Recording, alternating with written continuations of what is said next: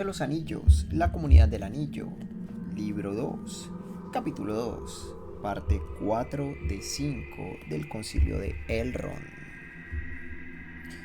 No pude seguirlo en ese momento. Yo había viajado mucho ese día y me sentía tan cansado como el caballo y tenía que pensar algunas cosas. Pasé la noche en Bree y decidí que no tenía tiempo de regresar a la comarca. Nunca cometí mayor error.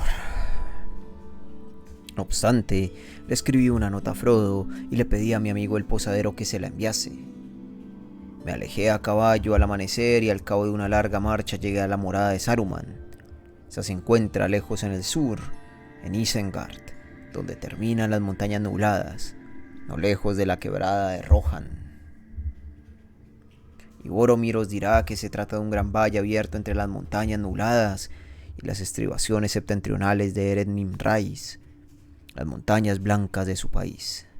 Pero Isengard es un círculo de rocas desnudas que rodea un valle, como un muro, y en medio de ese valle hay una torre de piedra llamada Orthanc. No fue edificada por Saruman, sino por los hombres de Númenor en otra época. Y es muy elevada y tiene muchos secretos, sin embargo no parece ser obra de verdaderos artesanos. Para llegar a ella hay que atravesar necesariamente el círculo de Isengard, y en ese círculo hay una sola puerta. Tarde, una noche llegué a esa puerta, como un arco amplio en la pared de roca y muy custodiado. Pero los guardias de la puerta ya habían sido prevenidos y me dijeron que Saruman estaba esperándome. Pasé a caballo bajo el arco y la puerta se cerró en silencio a mis espaldas, y de pronto tuve miedo, aunque no supe por qué. Seguí a caballo hasta la torre y tomé la escalera que llevaba a Saruman, y allí él salió a mi encuentro y me condujo a una cámara alta. Llevaba puesto un anillo en el dedo. «Así que has venido, Gandalf», me dijo gravemente, pero parecía tener una luz blanca en los ojos, como si ocultara una risa fría en el corazón. «Sí, he venido», dije. «He venido a pedirte ayuda, Saruman el Blanco», y me pareció que ese título lo irritaba. «¿Pero qué me dices, Gandalf el Gris?», se burló. «¿Ayuda? Pocas veces he oído que Gandalf el Gris pidiera ayuda. Alguien tan astuto y tan sabio que va de un lado a otro por las tierras, metiéndose en todos los asuntos, le conciernan o no». Lo miré asombrado. «Pero si no me engaño», dije, «hay cosas ahora que requieren la unión de todas nuestras fuerzas».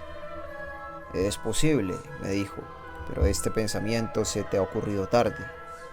¿Durante cuánto tiempo, me pregunto, estuviste ocultándome a mí, cabeza del concilio, un asunto de la mayor gravedad?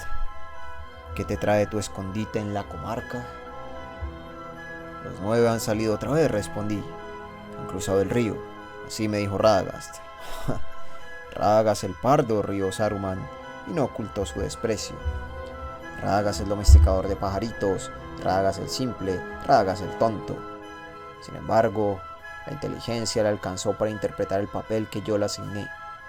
Pues has venido, y ese era todo el propósito de mi mensaje. Y aquí te quedarás, Gandalf el Gris, y descansarás de tus viajes. Pues yo soy Saruman el Sabio, Saruman el Hacedor de Anillos, Saruman el Multicolor».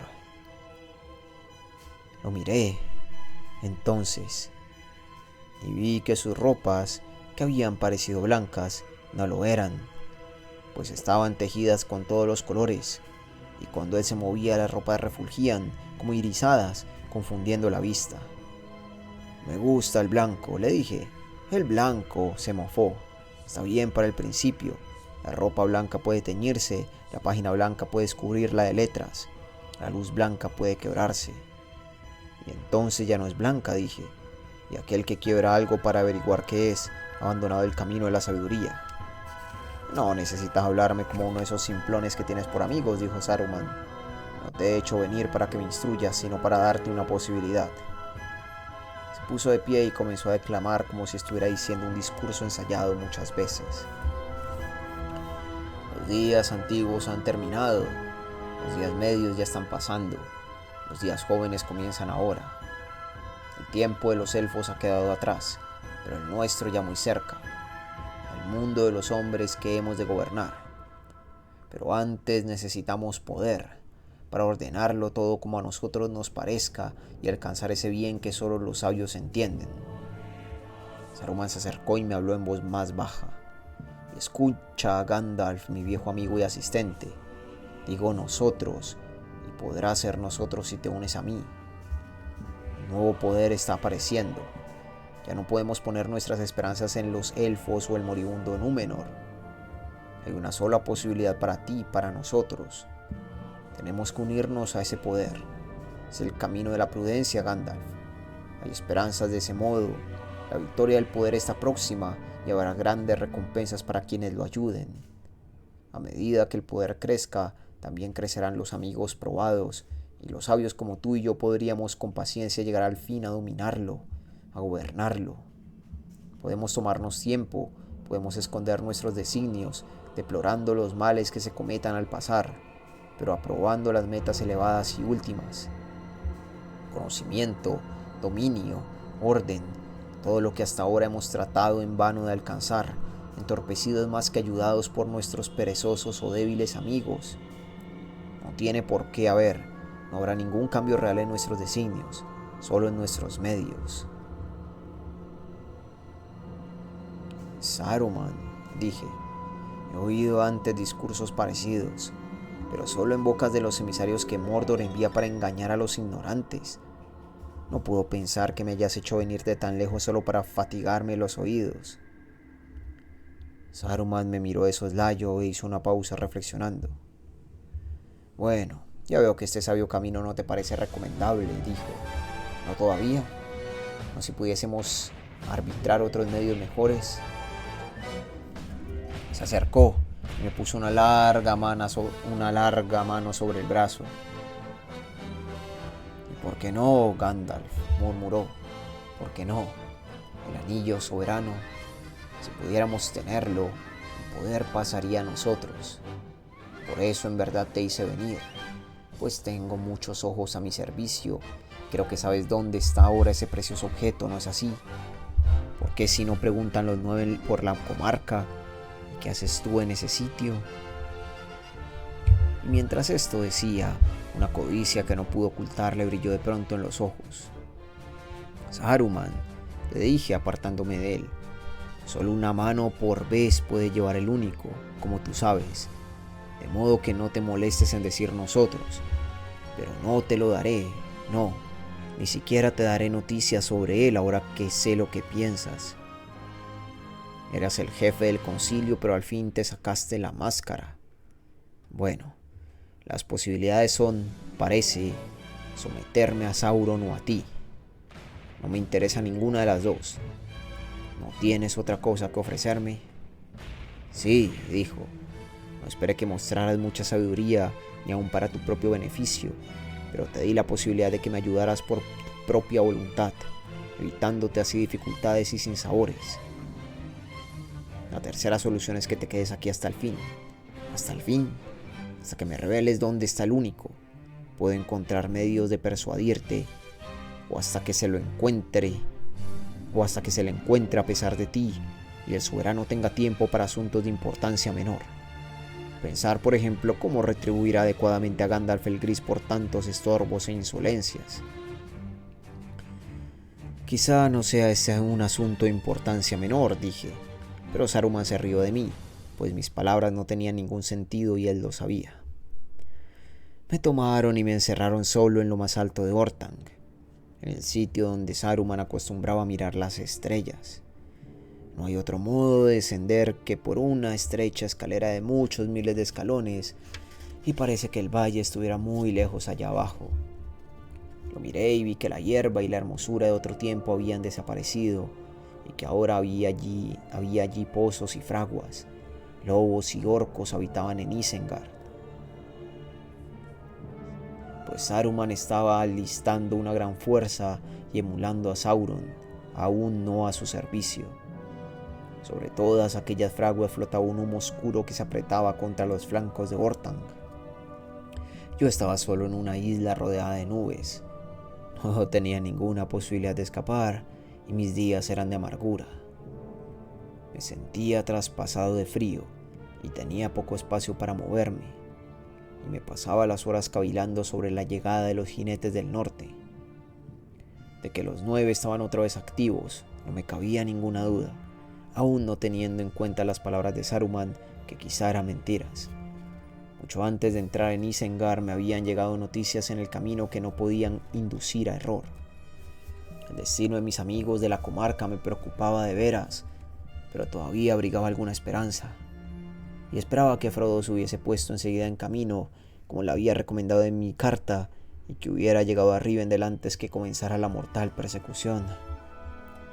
Tanto mi temor como mi esperanza resultaron infundados, pues la raíz de mi esperanza era un hombre gordo en Bree, y la raíz de mi temor la astucia de Sauron.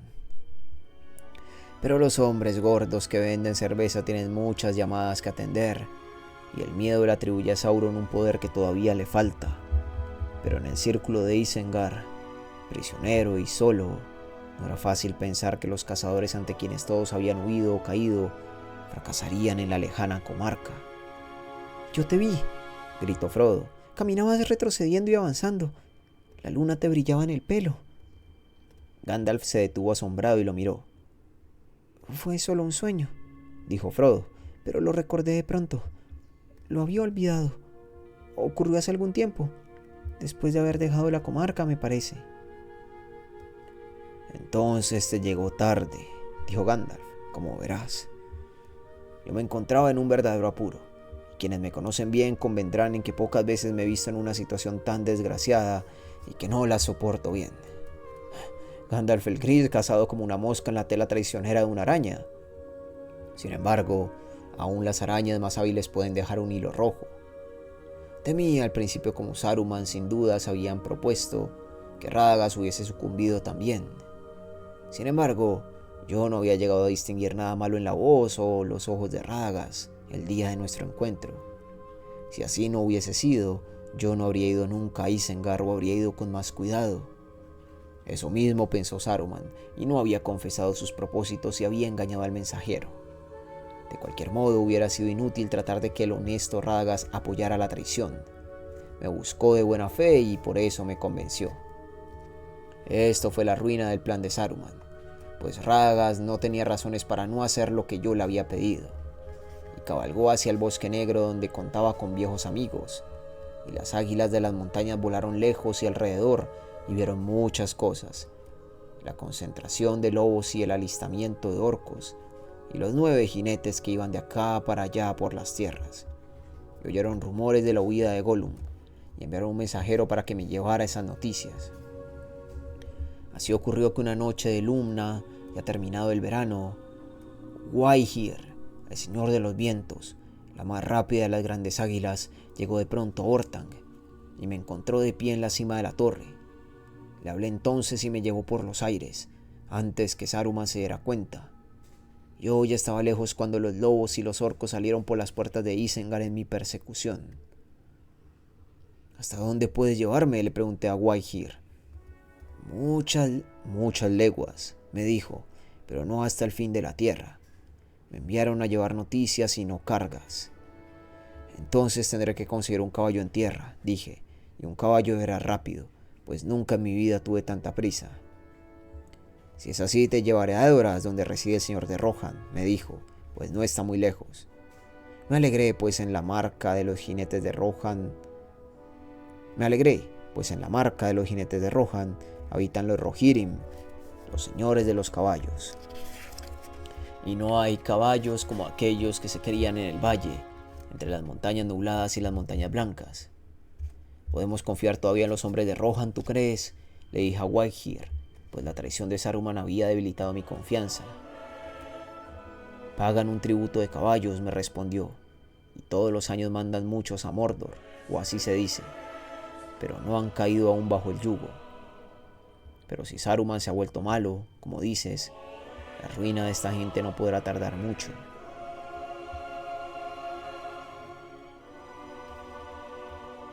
Poco antes del alba me dejó en tierras de Rohan y he alargado demasiado mi historia. El resto tendrá que ser más breve. En Rohan descubrí que el mal ya estaba trabajando, las mentiras de Saruman, y el rey no quiso prestar atención a mis advertencias. Me invitó a que tomara un caballo y me fuera, y elegí uno a mi gusto, muy a mi gusto, pero poco al suyo. Tomé el mejor caballo de aquellas tierras y nunca he visto nada que se le parezca. Entonces tiene que ser una buena bestia, muy noble, dijo Aragorn, y saber que Sauron recibe tales tributos me entristece más que muchas otras noticias que pudieran parecer peores. No era así cuando estuve por última vez en esa tierra. Ni lo es ahora, lo juraría, dijo Boromir. Es una mentira que viene del enemigo. Conozco a sus hombres de Rohan, sinceros y valientes, nuestros aliados. Aún viven en las tierras que les dimos desde hace mucho tiempo. La sombra de Mordor se extiende sobre países lejanos, respondió Aragorn. Saruman ha caído bajo esa sombra.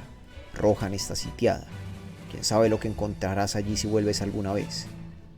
No por lo menos eso, dijo Boromir, de que regalan caballos para salvar la vida. Aman tanto a sus caballos como a sus familias, y no sin razón, pues los caballos de la marca de los jinetes vienen de los campos del norte, lejos de la sombra, y la raza de estos animales, como las de sus amos, se remonta a los días libres de antaño. Muy cierto, dijo Gandalf, y hay uno entre ellos que debe haber nacido en la mañana del mundo. Los caballos de los 9 no podrían competir con él. Incansable, rápido como el soplo del viento. Sombra gris lo llaman. Durante el día el pelo le reluce como plata y de noche es como una sombra y pasa inadvertido. Tiene el paso leve. Nunca un hombre lo había montado antes, pero yo lo tomé y lo domé. Y me llevó tan rápidamente que yo ya había llegado a la comarca cuando Frodo estaba aún en los túmulos, aunque salí de Rohan cuando él dejaba Hobbiton. Pero el miedo crecía en mí mientras cabalgaba. A medida que iba hacia el norte me llegaban noticias de los jinetes, y aunque les ganaba terreno día a día, siempre estaban delante de mí. Habían dividido las fuerzas, supe. Algunas quedaron en la frontera del este, no lejos del Camino Verde, y otras invadieron la comarca desde el sur. Llegué a Hobbiton y Frodo ya había partido, pero cambié unas palabras con el viejo Gamgee. Demasiadas palabras y pocas pertinentes. Tenía mucho que decirme de los defectos que afligían a los nuevos propietarios de Bolsón Cerrado. No soporto los cambios, dijo, no a mi edad, y menos aún los cambios para peor. Cambios para peor, repitió varias veces. Peor es fea palabra, le dije, y espero que no vivas para verlo. Pero entre toda esta charla alcancé a oír al fin que Frodo había dejado Hobbiton una semana antes, y que un jinete negro había visitado la loma esa misma noche. Me alejé al galope asustado. Llegué a los gamos y lo encontré alborotado, activo como un hormiguero que ha sido removido con una vara. Fui a Cricaba y la casa estaba abierta y vacía, pero en el umbral encontré una capa que había sido de Frodo. Entonces y por un tiempo perdí toda esperanza. No me quedé a recoger noticias que me hubiesen aliviado, y corrí tras las huellas de los jinetes. Eran difíciles de seguir, pues se separaban en muchas direcciones y al fin me desorienté. Me pareció que uno o dos habían ido hacia Bree, y allá fui yo también, pues se me habían ocurrido unas palabras que quería decirle al posadero. Mantecona lo llaman, pensé. Si es culpable de esta demora, le retiré toda la manteca, asándolo a fuego lento a ese viejo tonto.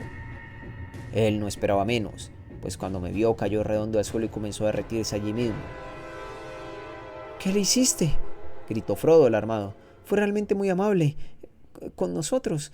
Hizo todo lo que pudo. Gandalf rió. No temas, dijo. No muerdo y ladré pocas veces. Tan contento como estaba yo con las noticias que le saqué cuando se le fueron los temblores que abracé al buen hombre. Yo no entendía cómo habían pasado las cosas, pero supe que habías estado en Bree la noche anterior y que esa misma mañana habías partido con Trancos. Trancos, dije con un grito de alegría. Sí, señor, temo que sí, señor, dijo Mantecona malentendiéndome. No pude impedir que se acercara a ellos y ellos se fueron con él. Actuaron de un modo muy raro todo el tiempo que estuvieron aquí. Tercos, diría yo. Asno tonto, 3 veces digno y querido Cebadilla, dije. Son las mejores noticias que he tenido desde el solsticio de verano. Valen por lo menos una pieza de oro. Que tu cerveza se beneficie con un encantamiento de excelencia insuperable durante 7 años, dije. Ahora puedo tomarme una noche de descanso, la primera desde no sé cuánto tiempo. De modo que pasé allí la noche, preguntándome qué habría sido de los jinetes. En Bree no se habían visto sino 2 o 3, parecía, aunque esa noche oímos más. 5 por lo menos llegaron del oeste, y echaron abajo las puertas y atravesaron Bree como un viento que aúlla, y las gentes de Bree no han dejado de temblar y están esperando el fin del mundo. Me levanté antes del amanecer y fui tras ellos.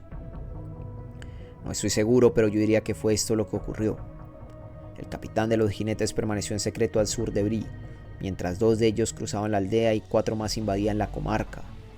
Pero luego de haber fracasado en Bree y Krikava, llevaron las noticias al capitán, descuidando un rato la vigilancia del camino, donde solo quedaron los espías. Entonces el capitán mandó a algunos hacia el este, cruzando la región en línea recta, y él y el resto fueron al galope a lo largo del camino furiosos. Corrí hacia la cima de los vientos, y llegué allí antes de la caída del sol en mi segunda jornada desde Bree, y ellos ya estaban allí. Se retiraron enseguida, pues sintieron la llegada de mi cólera, y no se atrevían a enfrentarla mientras el sol estuviese en el cielo. Pero durante la noche cerraron el cerco y me sitiaron en la cima de la montaña, en el antiguo anillo de Amonsul. Fue difícil para mí en verdad. Una luz y una llama semejantes no se habían visto en la cima de los vientos desde las hogueras de guerra de otras épocas.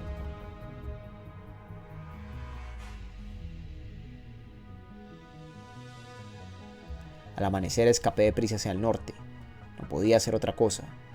Era imposible encontrarte en el desierto, Frodo, y hubiese sido una locura intentarlo con los 9 pisándome los talones, de modo que tenía que confiar en Aragorn. Yo esperaba desviar a algunos de ellos y llegar a Rivendell antes que tú y enviar ayuda.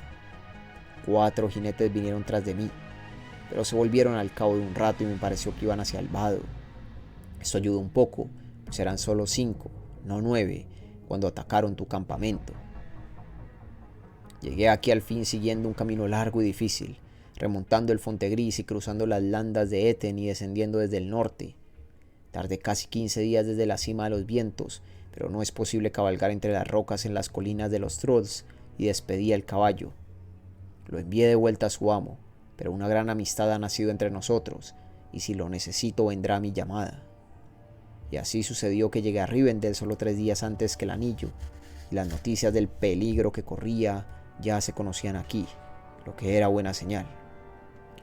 Y esto, Frodo, es el fin de mi relato. Que Elrond y los demás me perdonen que haya sido tan extenso, pero esto nunca había ocurrido antes, que Gandalf faltara a una cita y no cumpliera lo prometido. Había que dar cuenta de un suceso tan raro al portador del anillo, me parece. Bueno, la historia ya ha sido contada del principio al fin. Henos aquí reunidos y he aquí el anillo, pero no estamos más cerca que antes de nuestro propósito. ¿Qué haremos?